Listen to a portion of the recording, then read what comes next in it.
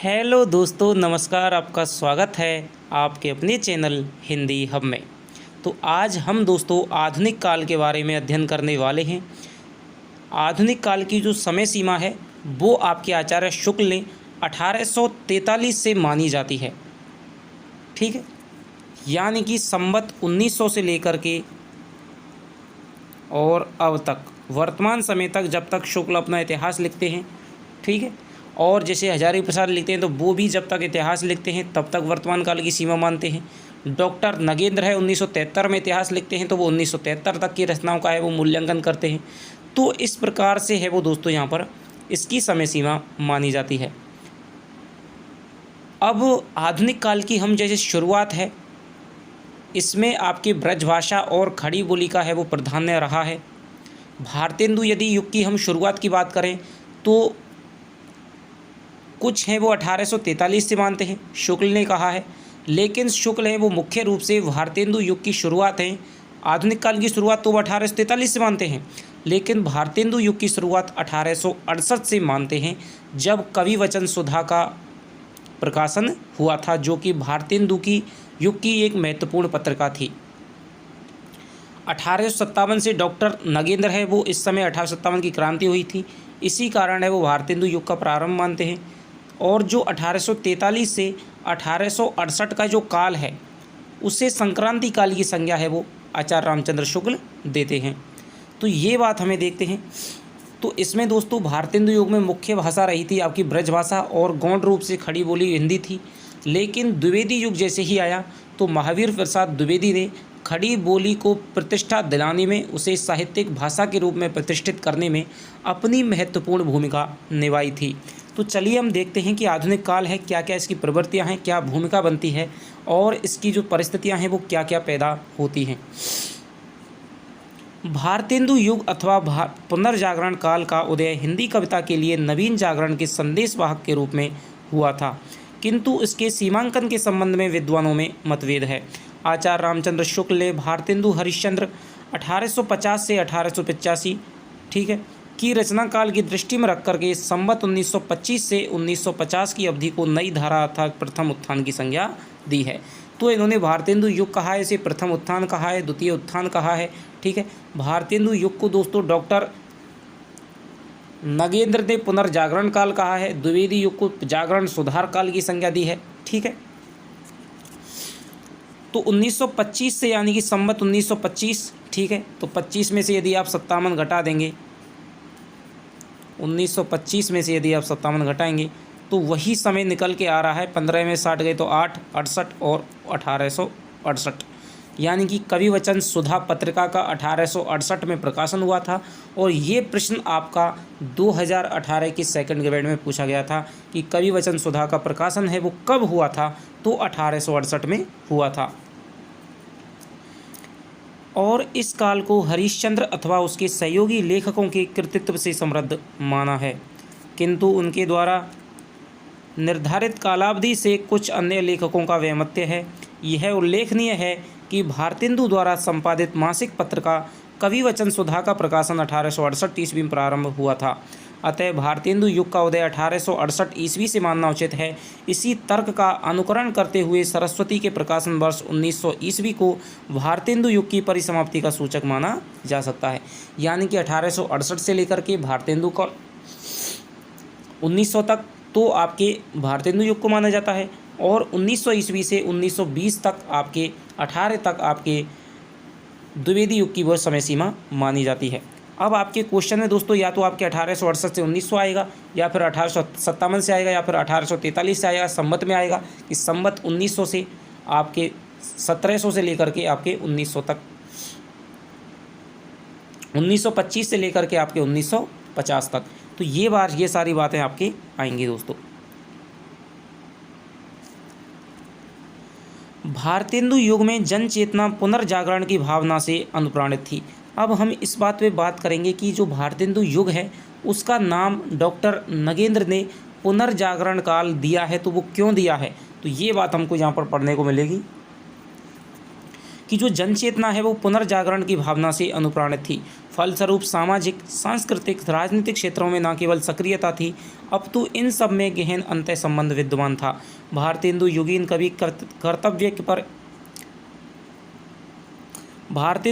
कवि और कृतित्व पर इसका प्रभाव पड़ना स्वाभाविक था।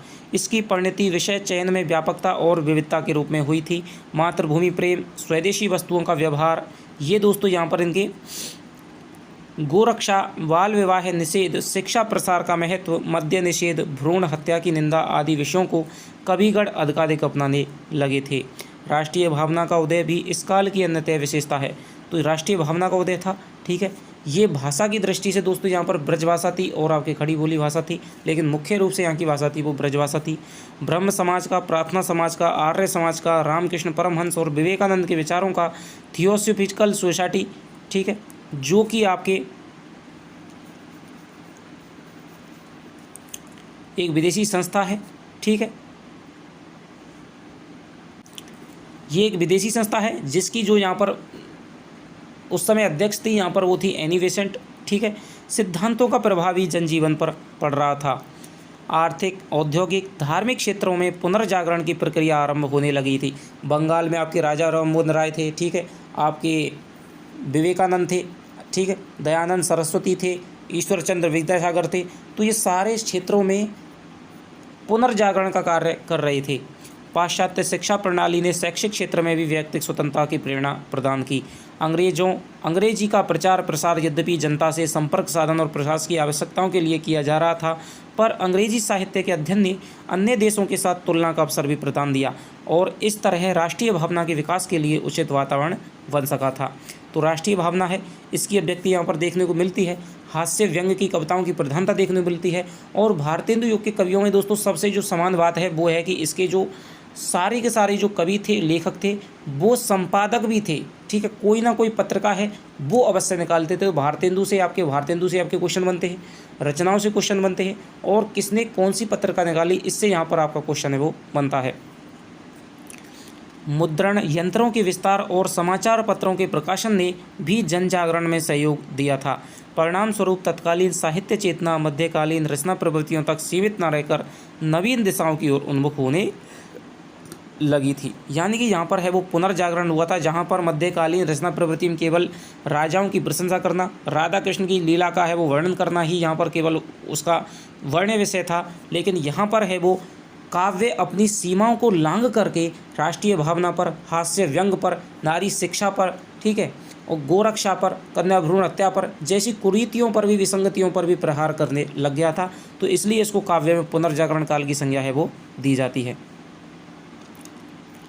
और आप जीके के अंतर्गत, इतिहास के अंतर्गत भी इसको पुनर्जागरण काल के नाम से जानते हैं, ठीक है। तो इसीलिए साहित्य में भी ये पुनर्जागरण का काल था। भारतेंदु युग के अब हम सबसे पहली जो प्रथम उत्थान की संज्ञा दी है, ठीक है, आचार्य शुक्ल ने आधुनिक काल को गद्य काल कहकर के पुकारा है, क्योंकि यहाँ पर गद्य की प्रधानता थी। और ये क्वेश्चन आपके कॉलेज की 2021 की परीक्षा में आ चुका है, ठीक है, जो कथन दे रहा था, ठीक है। तो भारतेंदु युग के जो प्रमुख कवि हैं कौन कौन से हैं, उनकी क्या क्या रचनाएं हैं, कौन सी पत्रिका किसने निकाली थी, तो ये हम दोस्तों देखने वाले हैं। इस युग के शताधिक कवियों ने विविध प्रवृत्तियों के अंतर्गत काव्य रचना की है। तो यहाँ पर दोस्तों प्रवृत्तियों की है वो वर्ण विषय की यहाँ पर विविधता देखने को मिलती है, ठीक है। कि वर्ण विषय इतने थे कि जैसे समस्या पूर्ति थी, समस्या कोई एक पंक्ति दे दी उस पर समस्या पूर्ति करवाई जाती थी, ठीक है। विभिन्न सभाएं होती थी, कवि सम्मेलन होते थे, कवि गोष्ठियाँ होती थी। तो वहाँ पर है आपके विभिन्न समस्या पूर्तियों, विभिन्न विषयों पर छोटी छोटी पत्तों पर कविता लिख दी, डाली पर कविता लिख दी, इस प्रकार की कविताएं वो लिखी जाती थी, ठीक है। मूंछ पर, नाक पर, भौं पर, इन पर आपके लिखी है। तो किंतु उनमें भारतेंदु हरिश्चंद्र, बद्री नारायण चौधरी, प्रेमघन, प्रताप नारायण मिश्र, ठाकुर जगन मोहन सिंह, अंबिका दत्त व्यास और राधा कृष्ण दास ही प्रमुख रूप से उल्लेखनीय हैं। इनके अतिरिक्त श्रीधर पाठक 1859 से 1928, बाल मुकुंद गुप्त 1865 से 1907 और अयोध्या सिंह उपाध्याय हरियोध 1865 से 1945 की कविताओं का प्रकाशन भी इसी युग में आरंभ हो गया था। लेकिन जो श्रीधर पाठक हैं ये मुख्य रूप से आपके द्विवेदी युग के रचनाकार माने जाते हैं, ठीक है। और हरियोध हैं ये भी दोस्तों द्विवेदी युग के मुख्य रूप से रचनाकार माने जाते हैं। तो अब हम इनकी बात करेंगे कि कौन कौन से भारतेंदु हरिश्चंद्र, जो भारतेंदु युग का दोस्तों सर्वप्रथम नामकरण किया गया है वो भारतेंदु हरिश्चंद्र के नाम पर किया गया है। इस युग के जो सर्वश्रेष्ठ कवि हैं, मात्र 35 वर्षों की आयु में 1850 में जन्म हुआ था, 1885 में मृत्यु हो गई थी। 35 वर्षों की आयु में दोस्तों इतनी सी अल्पायु में ही इन्होंने इतने विराट साहित्य की रचना की थी, इतनी विपुल मात्रा में साहित्य की रचना की थी कि उसको देख करके दोस्तों उसका विश्लेषण करने में ही कई आलोचकों की, कई साहित्य मनुष्यों की ज़िंदगी है वो गुजर गई है, लेकिन उनका वह विवेचन है, उनका विश्लेषण है, उनका जो निष्कर्ष है वो अभी भी दोस्तों अप्राप्य है, अधूरा माना जाता है। तो बहुमुखी प्रतिभा संपन्न थे, गद्य के प्रवर्तक थे, नाटक के प्रवर्तक थे, विभिन्न विधाओं की इन्होंने प्रतिष्ठापना की थी, ठीक है। पत्रिकाओं का इन्होंने शुभारंभ किया था, जिनके माध्यम से इन्होंने पत्रकारिता को एक नवीन दिशा है वो प्रदान की थी। तो देखते हैं, एक विराट व्यक्तित्व था और इनका दोस्तों विपुल कृतित्व था, ठीक है। और नाटक के दोस्तों, ये नाटक के क्षेत्र में इनका है वो स्थान अन्यतम माना जाता है। काव्य में ये ब्रज भाषा का प्रयोग करते थे, कुछ एक रचनाएं इनकी खड़ी बोली की भी मिलती हैं, ठीक है। तो भारतेंदु हरिश्चंद्र, कविवर हरिश्चंद्र 1850 से, ये आपको याद रखना है, 1850 में जन्म, 1885, क्योंकि ये बहुत बड़े व्यक्तित्व हैं, इनसे कुछ भी दोस्तों क्वेश्चन कितनी भी गहराई से आपसे पूछा जा सकता है। तो इतिहास प्रसिद्ध सेठ अमीचंद की वंश परंपरा में उत्पन्न हुए थे। बहुत ही दोस्तों ये धनवान थे, अमीर थे, लेकिन साहित्य सेवा के लिए इन्होंने अपनी सारी संपत्ति है वो लुटा दी थी। इसके अलावा जैसे भक्ति काल में बात करते हैं तो जो आपके धर्मदास थे उन्होंने भी अपनी संपत्ति है वो लुटा दी थी। उनके पिता तो प्रसिद्ध सेठ जो अमीचंद हैं, ठीक है, उनकी वंश परंपरा में ये उत्पन्न हुए थे। इनके पिता का नाम था बाबू गोपाल चंद्र गिरधर दास, भी अपने समय के प्रसिद्ध कवि थे। इनका एक नाटक है 1857 में नहुष, जिसको भारतेंदु ने हिंदी साहित्य का प्रथम नाटक माना है। हरिश्चंद्र ने बाल्यकाल में अपनी काव्य प्रतिभा का लोहा मनवा लिया था। उस समय के साहित्यकारों ने उन्हें भारतेंदु की उपाधि से है वो सम्मानित किया था। तो भारतेंदु है दोस्तों इनकी एक उपाधि थी। कवि होने के साथ साथ भारतेंदु पत्रकार भी थे। कवि वचन सुधा 1868 में हरिश्चंद्र चंद्र का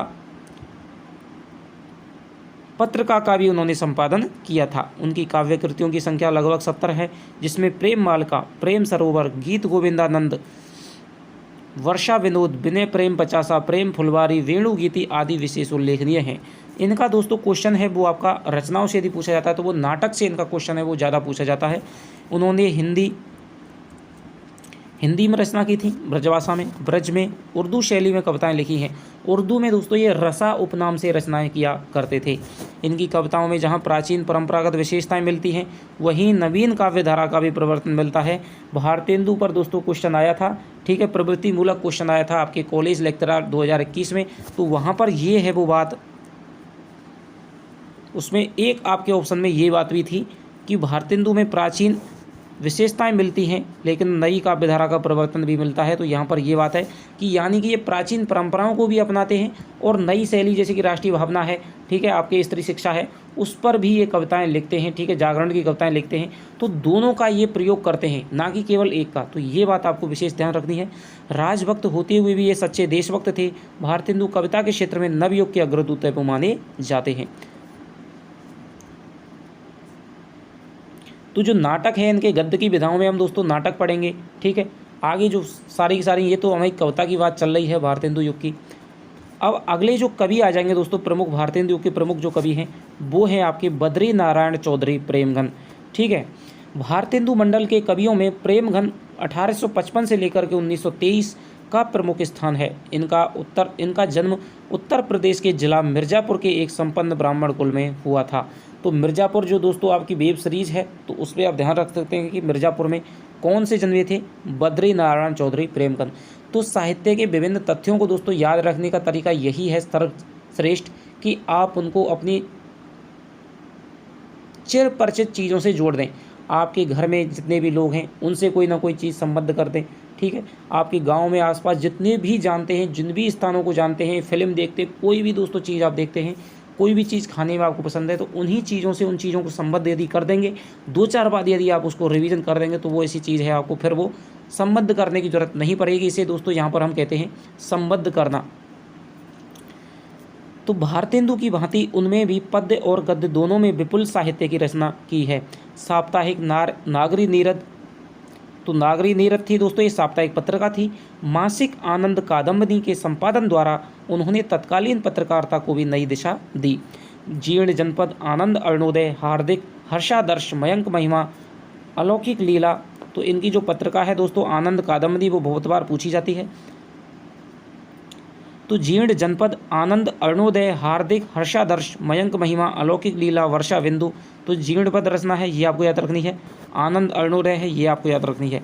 उनकी प्रसिद्ध काव्य कृतियाँ हैं जो अन्य रचनाओं के साथ प्रेमघन सर्वस्व के प्रथम भाग में संकलित हैं।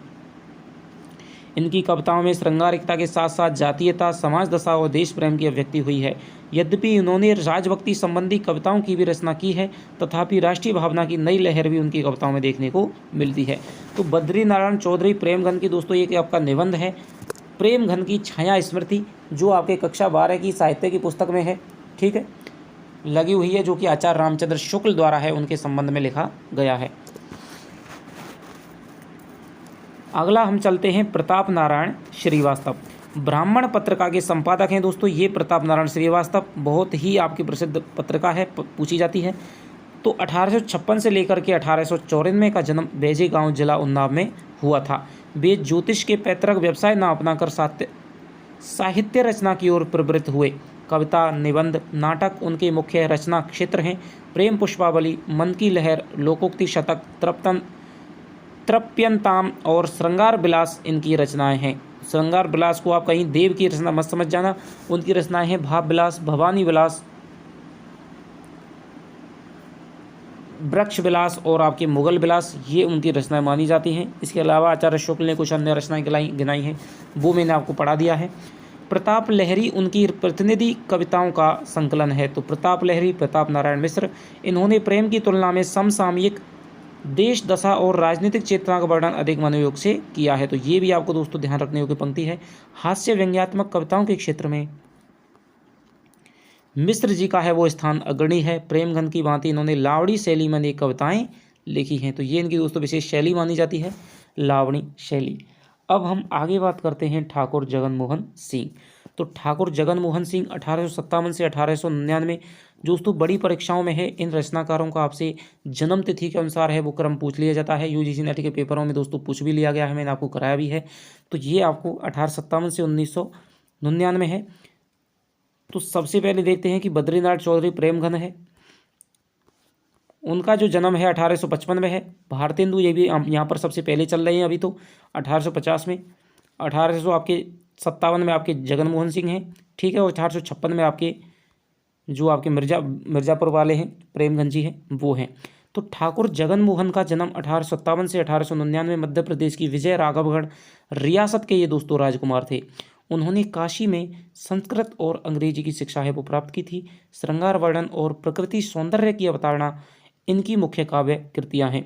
प्रेम संपत्ति लता 1885, श्यामलता, श्यामा सरोजनी और देवयानी इनकी प्रमुख रचनाएं हैं। ठाकुर जगन मोहन सिंह ने में काव्य रचना की स्वाभाविक प्रतिभा थी। वे भावुक मनोवृत्ति के कवि थे। कल्पना, लालित्य, भावुकता, चित्र शैली और सरस मधुर ब्रज भाषा उनकी रचनाओं की अन्यतम विशेषताएं मानी जाती हैं। तो आगे चलिए, अंबिका दत्त व्यास, काशी निवासी कविवर दुर्गा दत्त व्यास के पुत्र अंबिका दत्त व्यास 1858, तो यहाँ पर इनका है वो स्थान पीछे है। वे संस्कृत और हिंदी के अच्छे विद्वान थे, दोनों भाषाओं में साहित्य रचना करते थे। पीयूष प्रभाय पत्रिका का संपादन, तो ये आप याद रखेंगे, पीयूष प्रभाय, अम्ब यानी कि अमृत दोस्तों, और अम्र यानी अमृत, और पीयूष माने भी दोस्तों अमृत है, ठीक है। तो इस प्रकार से आप याद रख सकते हैं, ठीक है। पत्रिका का संपादन करते थे। वैसे अम्ब माने जल होता है, ठीक है, अम्ब माने अम्मा भी होती है, लेकिन तो आप अम्ब का अर्थ करेंगे यहाँ पर आपके अमृत, ठीक है। तो पीयूष का अर्थ है, तो पीयूष प्रभा इनकी पत्रिका हो जाएगी। पावस पचासा, सुकवि सतसई, हो होरी, ये आपसे बहुत पूछा जाता है दोस्तों, आपकी बार नेट के एग्जाम में भी ये पूछी गई थी, हो होरी। इनकी उल्लेखनीय रचनाएं हैं, ठीक है। इनकी रचना ललित ब्रज भाषा में हुई है।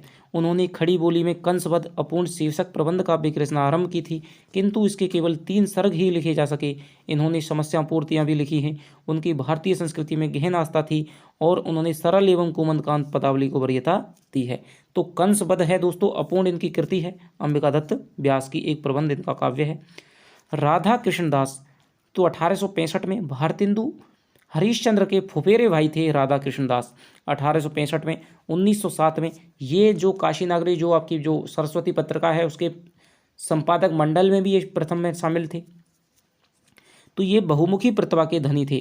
कवियों कविता के अतिरिक्त उन्होंने नाटक, उपन्यास, आलोचना के क्षेत्रों में भी उल्लेखनीय साहित्य रचना की है। उनकी कविताओं में भक्ति, श्रृंगार और समकालीन सामाजिक राजनीतिक चेतना को विशेष स्थान प्राप्त हुआ है। भारत बारहमासा, तो ये इनकी दोस्तों पूछी जाती है। देश दशा, ठीक है। समसामयिक भारत के विषय में उनकी प्रसिद्ध कविताएं हैं। इनकी कुछ कविताएं राधा कृष्ण दास ग्रंथावली में संकलित हैं। उन्होंने भी खड़ी बोली और ब्रज भाषा में अपनी कविताएं रची हैं। तो ये दोस्तों वीडियो है मैं लगभग 2-2:30 बजे आपकी रिकॉर्ड कर रहा हूँ आपके लिए दोस्तों। जाग जाग करके आंखें बिल्कुल पानी है दोस्तों, सूख जाता है मोबाइल की स्क्रीन पे, ठीक है। तो आपको यदि मेहनत है दोस्तों, पसंद आ रही है, थोड़ा सा आप चैनल को सपोर्ट दीजिए। कई दिनों से दोस्तों, लगभग 1 सप्ताह से चैनल का है वो ग्राफ गिरा हुआ है। यदि दोस्तों आप सपोर्ट देंगे, हालांकि मैं मानता हूं कि जो हमने लक्ष्य रखा था दोस्तों उसे पूरा होने में लगभग 10 दिनों का समय लगा है, जो कि कतई भी दोस्तों यहां पर है वो न्याय नहीं है। तो जो वीडियो डले दोस्तों पहले ही दिन है वो हमारा लक्ष्य पूरा हो जाना चाहिए था। अब तक आपके खून का टीका सारी की सारी वीडियो है दोस्तों वो आपकी डल गई होती, सारे क्वेश्चन आंसर है वो डल गए होते। और हम जो सेकंड ग्रेड का स्नातक स्तर का जो अन्य सिलेबस है, शुक्ल जी के 2 निबंध हैं, कविताएं हैं, बिहारी रत्नाकर है, कबीर ग्रंथावली है, उनका भी दोस्तों हम, भ्रमरगीत सार है, उनका भी अध्ययन हम शुरू कर देते। लेकिन आपने लक्ष्य को पूरा करने में, टारगेट को पूरा करने में 100 घंटे का वास्ट टाइम और 100 लाइक्स को पूरा करने में आपने इतना समय लगा दिया। तो थोड़ा सा आप सोचिए कि इतना मेहनत आपके लिए कर रहा हूँ बिल्कुल मुफ्त में दोस्तों। तो थोड़ा सा यदि आप सपोर्ट देंगे तो चैनल है दोस्तों हमारा बेहतर तरीके से है वो चलेगा और आपको दोस्तों अधिक सुविधाएं हैं वो भी मैं प्रदान करवा सकूंगा। तो अन्य कवि भारतेंदु काल, इसके अतिरिक्त अन्य कवियों का योगदान भी स्मरणीय है। इन रचनाओं में भक्ति भावना और श्रृंगार वर्णन की, ठीक है, तो भक्ति भावना दिखाई देती है, श्रृंगार वर्णन भी यहाँ पर दिखाई देती है, राष्ट्रीय प्रेम भी दिखाई देता है, समस्या पूर्ति दिखाई देती है। इस संदर्भ में नवनीत चतुर्वेदी 1868 है, 1919 का नाम आता है। इनकी प्रसिद्ध कृति है वो कुब्जा पच्चीसी, ये रीति पद्धति की सरस रचना है।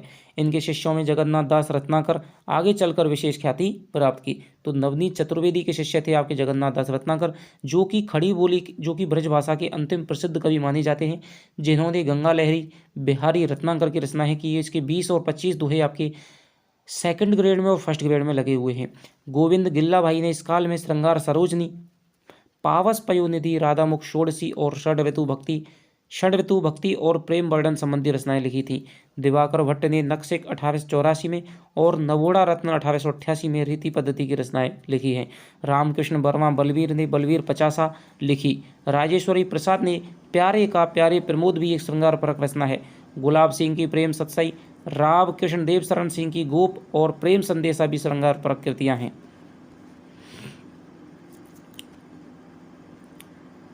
इस काल में श्रृंगार के अतिरिक्त अन्य विषयों पर भी कविताएं लिखी गई हैं। राधाचरण गोस्वामी की नव भक्तमाल, गोविंद गल्ला भाई की नीति विनोद और दुर्गादत्त व्यास के अद्भुतधार शतक भी प्रसिद्ध हैं।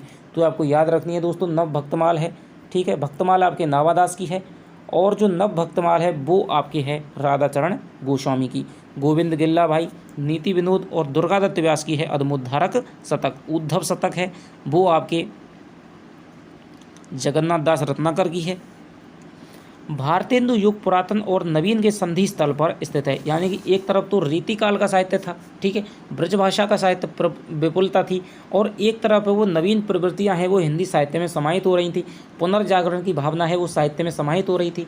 तो आधुनिकतावाद की तरफ एक तरफ तो साहित्य आधुनिकतावाद यानी राष्ट्रीय भावना से उत्प्रोत लिखा जा रहा था, और एक तरफ है वो रीतिकालीन सामंती मानसिकताओं में वो जकड़ा हुआ था, उनकी परंपराओं को वो नहीं छोड़ पा रहा था। तो इसलिए यहाँ पर एक संधि स्थल पर है वो भारतेंदु युग खड़ा हुआ दिखाई देता है। लेकिन जैसे ही हम द्विवेदी युग में प्रवेश करते हैं तो वो पूर्ण रूप से आधुनिक जो प्रवृत्तियाँ हैं साहित्य की, आधुनिक काल की समस्त विशेषताओं को वो अपना लेता है, और जो परंपरावादी थी उसको वो छोड़ देता है, रीति काल को, भक्ति काल को, उन सब चीज़ों को वो छोड़ देता है। तो भारतेंदु युग पुरातन और नवीन के इस संधि स्थल पर स्थित है। इस युग की उपलब्धि यह है कि इससे पूर्व रीतिकाल श्रृंगार काल की प्रवृत्ति पर पल रहा था, उसके स्थान पर कविगण समाज और राष्ट्र के उद्बोधन देने वाली लोक मंगलकारी दृष्टि की ओर उन्मुख होने लगी, जिसकी पूर्ण परिणति आगे चलकर द्विवेदी युग में लक्षित हुई थी। यानी कि रीतिकाल में आपके श्रृंगार वर्णन है वो विशेष रूप से उस पर बल दिया जाता था। लेकिन भारतेंदु युग में है वो राष्ट्रीय भावना, अन्य विषयों को भी दोस्तों कविता का विषय है वो बनाए जाने लगा था। ठीक है, तो ये हो गया दोस्तों भारतेंदु युग का आपका काव्य हो गया। ठीक है, जिसमें हमने भारतेंदु है उनकी रचनाएं देखी थी। यहाँ से आपका है वो मुख्य रूप से जो क्वेश्चन पूछा था वो पत्रिकाओं से और एक दो आपकी प्रमुख जो रचनाएं हैं, ठीक है, वहाँ से आपका प्रमुख क्वेश्चन आपके बनते हैं। तो भारतेंदु युग का अब हम पढ़ते हैं गद्य साहित्य। तो भारतेंदु युग में अर्थात 19वीं शती के अंतिम चरण में पूरे देश में सांस्कृतिक जागरण की लहर दौड़ चुकी थी। सामंतीय ढांचा है वो टूट चुका था। अंग्रेजी शिक्षा के विकास की गति चाहे जितनी धीमी रही हो, उसके उद्देश्य चाहे जितने सीमित रहे हों, उसका व्यापक प्रभाव देश के शिक्षित समाज पर पड़ रहा था। भारत में राष्ट्रीय और सामाजिक सोच विकसित हो रही थी। सामाजिक, धार्मिक, आर्थिक, राजनीतिक क्षेत्र में परिवर्तन और सुधार की आवश्यकता थी। भारतेंदु इस प्रगतिशील चेतना के प्रतिनिधि थे। उन्होंने अपने साहित्य के माध्यम से ठीक समय पर उचित नेतृत्व प्रदान किया। अपने निबंधों, नाटकों और भाषणों में जागरण का संदेश दिया। उनके सहयोगियों और समर्थकों ने उनके द्वारा प्रशस्त पथ पर चल करके हिंदी की जो सेवा की थी वह अविस्मरणीय है। भारतेंदु कालीन साहित्य सांस्कृतिक जागरण का साहित्य है। इस युग में गद्य की लगभग सभी विधाओं, नाटक, उपन्यास, कहानी, निबंध, आलोचना आदि सभी का विकास है वो लेखन हुआ था। तो इससे पहले दोस्तों आपके केवल काव्य की परंपरा है वो मिलती है, नाटकों की परंपरा है वो आपके भले ही थोड़ी पहले मिल जाती है, लेकिन जो गद्य की अन्य विधाएं हैं उनका आपका विकास है वो पूरा का पूरा विकास है, चरम उत्कर्ष है वो आपका भारतेंदु युग में ही शुरुआत होती है और फिर आगे चल कर के उनका चरम उत्कर्ष वो दिखाई देता है। जैसे कि आपकी विधाएं हैं, कहानी विधा है आपकी, उपन्यास विधा है आपकी, ठीक है। नाटक का भी दोस्तों भारतेंदु है वो पूर्ण प्रतिष्ठा करते हैं। हालांकि इससे पहले आनंद रघुनंदन है, गोरक्ष विजय है, गै सुकुमार रास है, ठीक है, आपके ये आपके नाटक मिल जाते हैं। लेकिन जो पूर्ण प्रतिष्ठा है, नाटक की जो चरम उत्कर्ष है वो आपके भारतेंदु है। आगे चल करके फिर प्रसाद के काव्य में देखने को प्रसाद के नाटकों में देखने को मिलता है। काव्य था। और दोस्तों यदि आपसे पूछा जाए कि भारतेंदु युग की गद्य विधाओं में सबसे पहले जो कौन सी विधा है वो देखने को मिलती है, तो वो थी निबंध। ये क्वेश्चन दोस्तों पूछा गया है, ठीक है। निबंध विधा है वो सबसे पहले वो देखने को मिलती है कि छापे खाने के आविष्कार के बाद में ऐसी कौन सी विधा है जब जिसका सर्वाधिक प्रकाशन हुआ था, वो थी आपके निबंध, ठीक है। तो भारतेंदु युग में जैसे कि बालकृष्ण भट्ट हैं, आपके बाल मुकुंद गुप्त हैं, तो यहाँ पर आपके निबंध हैं वो आपके इनके बहुत ज़्यादा प्रसिद्ध हैं। और काव्य की विधाएं वो तो आपकी शुरू से चलती ही आ रही है। अन्य विधाओं का विकास केवल भारतेंदु युग में ही शुरुआत होती है। तो निबंध की, कहानी की, उपन्यास की, ठीक है, आपके आलोचना की, ये सभी विधाओं का विकास है वो आपके भारतीय नाटक का, तो ये आपके विधाओं का विकास है वो आपके भारतेंदु युग में होता है। हिंदी गद्य के प्रवर्तक हैं वो भी आचार्य रामचंद्र शुक्ल ने भारतेंदु को माना है। तो चलिए अब हम पढ़ते हैं नाटक, कौन कौन सी विधाएं थीं। हिंदी नाटकों का आरंभ भारतेंदु हरिश्चंद्र से ही माना जाना चाहिए। इससे पूर्व प्राणचंद्र चौहान का रामायण महानाटक था 1610 में, लक्ष्मीराम का करुणाभरण था, नेवाज का शकुंतला था 1680 में, और महाराज विश्वनाथ सिंह का आनंद रघुनंदन 1700 ईस्वी में, रघुराय नागर का सभासार, उदय का राम करुणाकर और हनुमान नाटक हृदय राम का मिलता है, जो नाटकीय तत्वों की दृष्टि से खरे नहीं उतरते हैं। तो ये बात है दोस्तों यहाँ पर देखने को मिलती है। हालांकि जो आचार्य शुक्ल हैं वो हिंदी का जो प्रथम नाटक है वो महाराज रीमा दरेश महाराज विश्वनाथ सिंह का आनंद रघुनंदन है उसको मानते हैं। लेकिन भारतेंदु हरिश्चंद्र ने अपने पिता गोपाल चंद्र गिरधर दास द्वारा रचित नहुस नाटक को हिंदी का प्रथम नाटक माना है। इसके पश्चात भारतेंदु के पिता गोपाल चंद्र गिरधर दास ने नहुस 1857 नाटक लिखा, किंतु वह ब्रज भाषा में लिखा गया था। गणेश कवि ने प्रद्युम्न विजय नाटक 1863 में लिखा, जो पद्यबद्ध है, संस्कृत नाटक का अनुवाद था। शीतला प्रसाद त्रिपाठी ने जानकी मंगल 1868 में नाटक लिखा, इसकी भाषा परमार्जित खड़ी बोली थी। इसके बाद भारतेंदु का तो यहाँ पर दोस्तों यहाँ पर कोई भी विवेचन नहीं दिया गया है कि हिंदी नाटक का है वो प्रथम नाटक कौन सा मानना चाहना चाहिए, लेकिन अलग अलग विद्वानों ने दोस्तों अलग अलग माना है, ठीक है। आपसे एक ही आएगा, या तो आनंद रघुनंदन आएगा या फिर आपका नहुस आएगा, ठीक है। तो आचार्य शुक्ल के हिसाब से आपका आनंद रघुनंदन है, तो आपको आनंद रघुनंदन है वही करना है, लेकिन इसमें नाटक की वो सभी विशेषता नहीं मिलती हैं। लेकिन फिर भी आचार्य रामचंद्र शुक्ल है, और जो बच्चन है दोस्तों उनका जो मत है वो आनंद रघुनंदन के साथ में है। तो सर्वाधिक जो मत है वो आपके आनंद रघुनंदन के साथ में दिखाई देता है, जबकि भारतेंदु नहुस को है वो हिंदी का पहला नाटक मानते हैं। इसके बाद भारतेंदु का उदय हो चुका था। भारतेंदु अपने जो कि श्रेष्ठ नाटककार थे, उन्होंने अनुदित और मौलिक नाटक हैं वो लिखे थे। उन्होंने विद्या सुंदर, तो इनके दोस्तों दो नाटक हैं, एक तो आपके अनुदित और एक आपकी मौलिक। अनुदित होता है दोस्तों जिसका अनुवाद किया गया है, और एक होता है जो अपने मौलिक लिखे हैं। तो अनुदित नाटक इनके कौन कौन से हैं और मौलिक नाटक इनके कौन कौन से हैं, तो ये क्वेश्चन आपसे बड़ी परीक्षाओं में दोस्तों पूछ लिए जाते हैं। यहाँ पर आप याद रखेंगे कि निम्न में से कौन सा है वो भारतेंदु का नाटक नहीं है। तो विद्या सुंदर है वो आपके 1868 में लिखा था। 1868 में कवि वचन सुधा का प्रकाशन हुआ था। तो ऐसे आप चीज़ों को जोड़कर है वो याद रखना सीखिए। जो संस्कृत के चौर पंचाशिका के बंगला संस्करण का हिंदी अनुवाद था, यानी संस्कृत में एक नाटक रचा गया है चौर पंचाशिका, पहले उसमें बंगला में उसका अनुवाद हुआ था, फिर उसका अनुवाद है वो भारतेंदु हरिश्चंद्र ने विद्या सुंदर के नाम से किया था। इसके अतिरिक्त भारतेंदु ने रत्नावली 1868 में संस्कृत से अनुवाद किया था, तो ये भी 1868 में है। पाखंड विडम्बन हो गया कृष्ण मिश्र के प्रबोध चंद्रोदय के नाटक का अनुवाद है, ठीक है। पाखंड विडम्बन नाटक का अनुवाद। धनंजय विजय 1873 में कांचन कवि के संस्कृत नाटक का अनुवाद है। कर्पूर मंजरी 1865 में सट्टक कांचन के संस्कृत नाटक का अनुवाद है। भारत जननी 1877 में नाट्य गीत है। मुद्रा राक्षस है वो विशाख दत्त की संस्कृत नाटक का अनुवाद है 1878 में। दुर्लभ बंधु है वो 1873 में दोस्तों प्रहसन है इनका। सत्य हरिश्चंद्र है वो इनका 1875 में है। श्री चंद्रावली 1876 में नाटिका है। विशस्य विष्मोषदम 1876 में भाण कवि का नाटक है। भारत दुर्दशा है वो आपके 1880 में नाट्य इनका रासक है। तो इनकी जो विधाएं हैं वो दोस्तों वो भी पूछा जाता है कि ये नाट्य रासक है, गीति रूपक है, गीति नाट्य है, क्या है। तो नील देवी है वो आपकी गीति इनका रूपक है 1881 में। अंधेर नगरी है तो प्रहसन 1881 में। सती प्रताप है 1883 में गीति रूपक है। प्रेम जोगनी है 1885 में नाटिका है। तो आपको यही याद रखना है कि कौन सा नाटक है वो आपके अनुदित हैं। तो जो शुरुआत के जो नाटक है इनके 8 + 9, तो ये 8 आपके अनुदित हैं और 9 हैं जो आपके इनके मौलिक नाटक माने जाते हैं। तो आपको याद रखना है कौन सा नाटक, एक तो आपके नाटकों का सारा का नाम याद रखना है कि ये भारतेंदु हरिश्चंद्र के नाटक हैं, ठीक है। जो मुख्य रूप से आपके पूछे जाते हैं वो हैं आपके भारत दुर्दशा, नील देवी, अंधेर नगरी, विशस्य विष्मोषदम, ठीक है। ये इनके नाटक हैं वो मुख्य रूप से पूछे जाते हैं।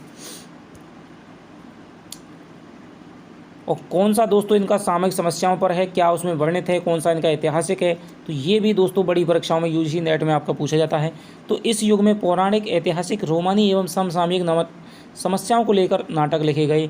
ऐतिहासिक नाटकों में भारतेंदु का नील देवी, श्रीनिवास दास का संयोग था स्वयंवर और राधाचरण गोस्वामी का अमर सिंगरी राठौर, राधा कृष्णदास का महाराणा प्रताप उल्लेखनीय है। रोमानी नाटकों में श्रीनिवास दास का रणधीर प्रेम मोहिनी, तप्ता सम्रण, किशोरीलाल गोस्वामी का प्रणयनी प्रणय, मयंक मजरी, शालिग्राम शुक्ल का लावण्यवती सुदर्शन उल्लेखनीय है। रणधीर प्रेम मोहिनी को विशेष प्रसिद्धि प्राप्त हुई थी। समसामयिक समस्याओं पर लिखे नाटकों में भारतेंदु का भारत दुर्दशा, बालकृष्ण भट्ट का नई रोशनी का विष, खड़ग बहादुर मल्ल का भारत आरत, अंबिका दत्त व्यास का भारत सौभाग्य और राधा कृष्णदास का दुखनी वाला, गोपाल राम गहमरी का देश दशा उल्लेखनीय हैं। तो अब नाटकों की दोस्तों यहाँ पर बात हो गई है। अब हम बात करते हैं भारतेंदु युग के प्रमुख कौन से उपन्यास हैं। तो उपन्यास साहित्य देखते हैं। इस युग में उपन्यास भी खूब लिखे गए एवं सभी विषयों को लेकर के लिखे गए हैं। अंग्रेजी ढंग का पहला मौलिक उपन्यास लाला श्रीनिवास दास का परीक्षा गुरु 1820 में माना जाता है। इसके पूर्व श्रद्धाराम फुल्लोरी ने भाग्यवती 1877 शीर्षक लघु सामाजिक उपन्यास लिखा था। इस युग के उपन्यासकारों में लाला श्रीनिवास दास यानी कि आचार्य शुक्ल ने हिंदी का, अंग्रेजी ढंग का हिंदी का पहला मौलिक उपन्यास परीक्षा गुरु को माना है, जो कि लाला श्रीनिवास दास ने लिखा था। तो श्रद्धाराम फुल्लोरी ने भाग्यवती लिखा था, ठीक है। और इस युग के उपन्यासकारों में लाला श्रीनिवास दास, किशोरीलाल गोस्वामी हो जाएंगे और बालकृष्ण भट्ट हो जाएंगे, ठाकुर जगनमोहन सिंह हो जाएंगे, राधा कृष्णदास हो जाएंगे, लज्जाराम शर्मा हो जाएंगे, देवकीनंदन खत्री जिन्होंने आपके चंद्रकांता संसती, ठीक है, भूतनाथ आदि हैं वो उपन्यास लिखे थे। गोपाल राम गहमरी हो जाएंगे जो आपके जासूसी उपन्यासों के जनक माने जाते हैं। भारतेंदु काल में सामाजिक, ऐतिहासिक, तिलिस्मी, अय्यारी, जासूसी और रोमानी उपन्यासों की रचना खूब हुई। सामाजिक उपन्यासों में भाग्यवती, परीक्षा गुरु के अतिरिक्त बालकृष्ण भट्ट का है रहस्य कथा, नूतन ब्रह्मचारी, एक अजान सौ सुजान, राधा कृष्णदास का निस्सहाय हिंदू, लज्जाराम शर्मा का धूत, रसिक लाल, स्वतंत्र रमा और परतंत्र लक्ष्मी तथा किशोरीलाल गोस्वामी का त्रिवेणी और सौभाग्य श्रेणी विशेष रूप से उल्लेखनीय हैं। तो ये आपको दोस्तों नाम है वो याद रखने हैं सारे के सारे उपन्यासों से, कौन कौन के प्रमुख उपन्यास हैं। तिलिस्मी अय्यारी के उपन्यासों में देवकीनंदन खत्री का नाम है वो विशेष रूप से उल्लेखनीय है, जिन्होंने चंद्रकांता, चंद्रकांता संतति, नरेंद्र मोहिनी, वीरेंद्र वीर और कुसुम कुमारी, हरे कृष्ण जौहर, कुसुमलता, ये आपके उपन्यास देवकीनंदन खत्री के हैं। और इनके चंद्रकांता उपन्यास के बारे में कहा जाता है कि इस उपन्यास को ये इतना प्रसिद्ध हुआ, इतना फेमस हुआ था कि इसको पढ़ने के लिए दोस्तों कई विदेशी लोगों ने भी इन्होंने हिंदी सीखी थी। हरिकृष्ण जौहर का है वो कुसुमलता प्रसिद्ध हुए। इस युग के सर्वप्रधान उपन्यास लेखक किशोरीलाल गोस्वामी माने जाते हैं। इस युग में बंगला और अंग्रेजी के उपन्यासों का अनुवाद भी बहुत हुआ था। तो जो कहानी है दोस्तों वो सर्वप्रथम बंगला है, उपन्यास में हिंदी से पहले है वो शुरुआत हो गई थी, लेकिन हिंदी में कहानी की शुरुआत है वो भारतेंदु युग में मानी जाती है उपन्यासों की। इससे पहले आपके कोई उपन्यास वगैरह नहीं मिलते हैं। अब बात करते हैं हम कहानी की जो परंपरा है दोस्तों, यहाँ पर आपकी इतनी प्रसिद्ध नहीं होती है। कुछ एक कहानियाँ ही आपके अंतिम समय में भारतेंदु के अंतिम काल तक है वो लिखी जाती हैं, लेकिन जो कहानी की जो वास्तविक शुरुआत है वो आपके द्विवेदी युग के मध्य से प्रारंभ होती है। इस युग में आधुनिक कलात्मक कहानी का आरंभ नहीं हुआ था। ठीक है, जब आपकी उसने कहा था 1915 में आती है, 1911 में आपकी ग्राम आती है, 7 वर्ष का समय आती है शुक्ल की, तो यहाँ से आपकी कहानियों का संग्रह शुरुआत है वो मानी जाती है। कहानियों के नाम पर कुछ प्रकाशित संग्रह जैसे मुंशी नवल किशोर द्वारा संपादित मनोहर कहानी 1880 में, संकलित 100 कहानियाँ, अंबिका दत्त व्यास का कथा कुसुम कलिका, राजा शिवप्रसाद सितारे हिंद का बामा मनोरंजन और चंडी प्रसाद सिंह का हास्य रतन इत्यादि प्राप्त होते हैं। वस्तुतः ये लोक प्रचलित तथा इतिहास पुराण कथित शिक्षा नीति का हास्य प्रदान कथाएं हैं, जिसमें तत्कालीन लेखकों ने स्वयं लिखकर या लिखवाकर संपादन करके प्रकाशित करा दिया था। तो ये दोस्तों पुराणों को आधार बना करके उनकी कथाओं को, जैसे कि हम दादा नानी से बात सुनते हैं, इस प्रकार के राजा रानी की कथाएं हैं, ठीक है, आदर्शवादी रचना है, उनका यहाँ पर कथाओं को देखने को मिलता है। लेकिन आधुनिक कहानी में जो तत्व 6 तत्व यानी कि कथा, कथन, पात्र, चरित्र, चित्रण, संवाद, ठीक है, और आपके जो देश काल एवं वातावरण, उद्देश्य इत्यादि जो 6 कथन हैं वो आपके समाहित किए जाते हैं। आधुनिक कहानी में जो जो विशेषताएं आपके चाहिए होती हैं उस प्रकार की कहानियां देखने को नहीं मिलती है।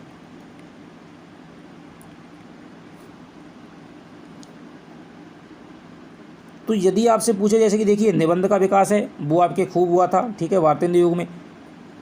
आपके नाटक का विकास है वो आपके खूब हुआ था, उपन्यास का विकास है खूब हुआ था, लेकिन जो कहानी का विकास है दोस्तों वो आपके तुलनात्मक रूप से आपका सबसे कम दिखाई देता है। तो ये बात आप याद रखेंगे। अब बात करते हैं हम निबंध की। भारतेंदु युग की सबसे अधिक सफलता है वो निबंध लेखन में प्राप्त हुई थी। तो ये बात दोस्तों आपको याद रखना है, ये बात आपसे पूछी जा सकती है। निबंधों का संबंध है वो पत्रिकाओं से सीधा जुड़ा था। तो ये बात यहीं पर देखने को मिलती है, यानी कि जैसे ही छापे खाने का आविष्कार हुआ था तो सबसे ज़्यादा विधा है वो कौन सी प्रसिद्ध हुई थी, वो आपकी निबंध विधा है, उसने सबसे सर्वाधिक है वो लिखा गया था। इस युग में राजनीति, समाज सुधार, धर्म, अध्यात्म, आर्थिक दुर्दशा, अतीत का गौरव, महापुरुषों की जीवनी आदि विषयों पर निबंध लिखे गए। इस युग के लेखकों ने पत्रिकाओं के माध्यम से निबंध विधा को खूब समृद्ध किया था। तो बालकृष्ण भट्ट और प्रताप नारायण मिश्र ने इस विधा को और भी अधिक विकसित और समृद्ध किया था। तो आचार्य रामचंद्र शुक्ल ने इसे हिंदी का स्टील और एडिशन कह करके पुकारा है। तो हिंदी का जो माउंटेन है दोस्तों भारत, ठीक है, वो आपके बालकृष्ण भट्ट को कहा जाता है, और इन्हें आचार्य शुक्ल ने इन्हें हिंदी का स्टील कह करके पुकारा है। बालकृष्ण भट्ट, ठीक है, हिंदी का स्टील कह करके पुकारा है, टे आ रहा है, तो यहाँ पर आपका बालकृष्ण भट्ट स्टील हो जाएगा। प्रताप नारायण मिश्र आ रहा है, ठीक है, एडिशन से आ रहा है, तो यहाँ पर आपके एडिशन हो जाएगा। भारतेंदु युग के अन्य प्रमुख निबंधकार थे भारतेंदु हरिश्चंद्र, प्रताप नारायण मिश्र, बालकृष्ण भट्ट, बद्री नारायण चौधरी प्रेमगन, लाला श्रीनिवास दास, राधाचरण गोस्वामी, काशीनाथ खत्री। इन सभी निबंधकारों का संबंध किसी न किसी पत्रकार से था। तो ये दोस्तों यहाँ पर इनका सबसे प्रमुख बात देखने को मिलती है कि भारतेंदु युग के सभी लेखकों में कौन सी बात है वो सर्वाधिक समान है, तो वो आपकी ये है कि ये किसी न किसी पत्र या पत्रिका के संपादन कार्य से अवश्य जुड़े हुए देखने को मिलते हैं। भारतेंदु ने हरिश्चंद्र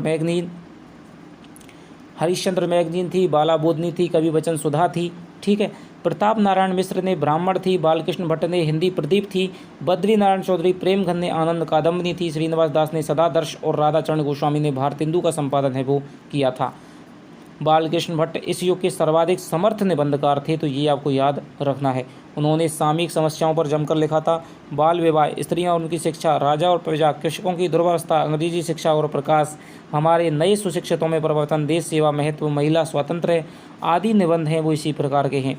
इनके अतिरिक्त उन्होंने मनोभावों से संबंधित निबंध भी लिखे। इस युग में विचारात्मक, भावात्मक, वर्णनात्मक, विवरणात्मक, कथात्मक, इतिवृत्तात्मक, अनुसंधानात्मक एवं भाषण आदि सभी शैलियों में निबंध लिखे गए थे। लेकिन जो निबंध विधा का जो दोस्तों चरमोत्कर्ष प्राप्त होता है वो हमें आचार्य शुक्ल और हजारी प्रसाद द्विवेदी के निबंधों में देखने को मिलता है। अब हम बात करेंगे आलोचना की। भारतेंदु युग में हिंदी आलोचना का आरंभ है वो पत्र पत्रिकाओं के माध्यम से हुआ था।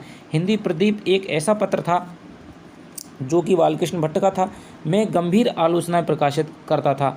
वस्तुतः भारतेंदु युग में आधुनिक आलोचना का रूप यदि कहीं बीज रूप में सुरक्षित है तो वह पत्र पत्रिकाओं में प्रकाशित पुस्तक समीक्षाओं में ही है। इस क्रम में सबसे पहला उल्लेखनीय नाम बद्री नारायण चौधरी प्रेमगन का है। उन्होंने श्रीनिवास दास कृत संयुक्ता स्वयंवर और गदाधर सिंह कृत ब्रंग विजेता के अनुवादों की विस्तृत आलोचना आनंद कादम्बनी में की थी। इसके बाद बालकृष्ण भट्ट और बालमुकुंद गुप्त ने इस परंपरा को आगे बढ़ाया। भट्ट जी की नील देवी, परीक्षा गुरु, संयुक्ता स्वयंवर, एकांतवासी योगी आदि संबंधी आलोचनाएं तत्कालीन साहित्य समीक्षा में महत्वपूर्ण स्थान रखती हैं। तो बालमुकुंद गुप्त द्वारा लिखित आलोचनाएं भी इस परंपरा को आगे बढ़ाने वाली हैं, किंतु उनका कृतित्व बहुत कुछ द्विवेदी युग की सीमा में आ जाता है। इस प्रकार हम देखते हैं कि हिंदी गद्य साहित्य के विकास क्रम में भारतेंदु युग के गद्य साहित्यकारों का महत्व एवं योगदान है वो असाधारण है। इस युग में हिंदी प्रदेश की आधुनिक जीवन चेतना का उन्मेष हुआ। हिंदी गद्य की प्राय सभी विधाओं का सूत्रपात है वो इसी युग में माना जाता है। भारतेंदु काल का साहित्य व्यापक जागरण का संदेश लेकर के आया था। भाषा के स्वरूप विकास में भी अभूतपूर्व प्रगति हुई थी। यानी कि जो यहाँ पर जो भाषा है वो पहले ब्रज भाषा थी, लेकिन वो धीरे धीरे दोस्तों यहाँ पर खड़ी बोली हिंदी की तरफ है वो अग्रसर होती है और द्विवेदी युग में वो पूर्ण रूप से साहित्यिक भाषा के रूप में वो प्रतिष्ठा प्राप्त कर लेती है, जिसमें सर्वाधिक जो योगदान है वो महावीर प्रसाद द्विवेदी का माना जाता है।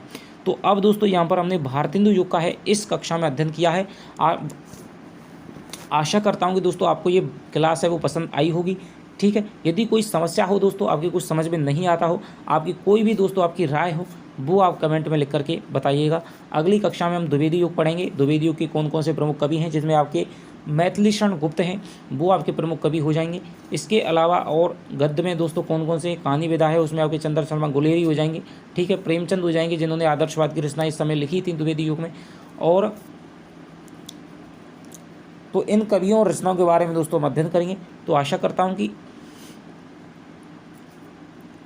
आप सभी सही सलामत होंगे। तो चलिए मिलते हैं नेक्स्ट वीडियो में, तब तक के लिए दोस्तों बाय बाय, धन्यवाद, जय हिंद, जय भारत।